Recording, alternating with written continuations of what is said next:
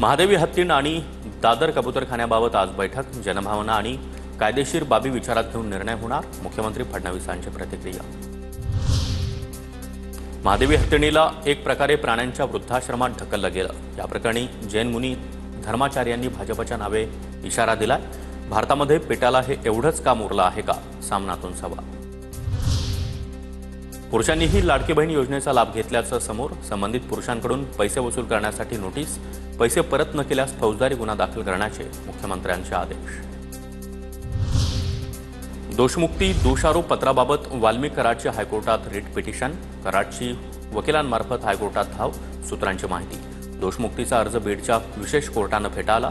संतोष देशमुख हत्या प्रकरणामध्ये वाल्मिक कराड मुख्य सूत्रधार. जितेंद्र आव्हाड यांच्या वाढदिवसाच्या बॅनरवर मनसे अध्यक्ष राज ठाकरे यांचा फोटो. सुप्रिया सुळे, राहुल गांधी यांच्यासोबतच उद्धव ठाकरे आणि राज ठाकरे यांचा देखील एकत्रित फोटो. कार्याध्यक्ष प्रवीण पवार यांच्या वतीनं मुंबऱ्यात बॅनरबाजी. मुंबई गोवा महामार्गावर खड्ड्यांचं साम्राज्य. गणेशोत्सव काळामध्ये चाकरमान्यांना प्रवास करणं अवघड होणार. मुंबई गोवा महामार्ग गेली 11 वर्ष पूर्ण होत नाही. ठेकेदारांना वारंवार पाठीशी घालण्याचं काम सुरू. वैभव नाईक यांच्याकडून नाराजी व्यक्त. लाल किल्ल्याच्या सुरक्षेमध्ये सलग 2 मोठे उल्लंघन झाल्याचं समोर. 15 ऑगस्टसाठी लाल किल्ल्यावरील सुरक्षा व्यवस्थेत वाढ. विशेष कक्षा पथकाचा बनावट बॉम्बसह लाल किल्ल्यावर प्रवेश. 5 बांगलादेशींना लाल किल्ल्यात बेकायदेशीरपणे प्रवेश करताना पकडलं.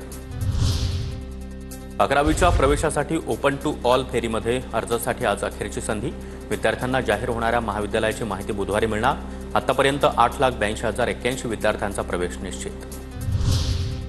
येमेनच्या समुद्र किनाऱ्याजवळ 154 जणांना घेऊन जाणारी बोट उलटली. 68 आफ्रिकन स्थलांतरितांचा मृत्यू. 74 जण बेपत्ता.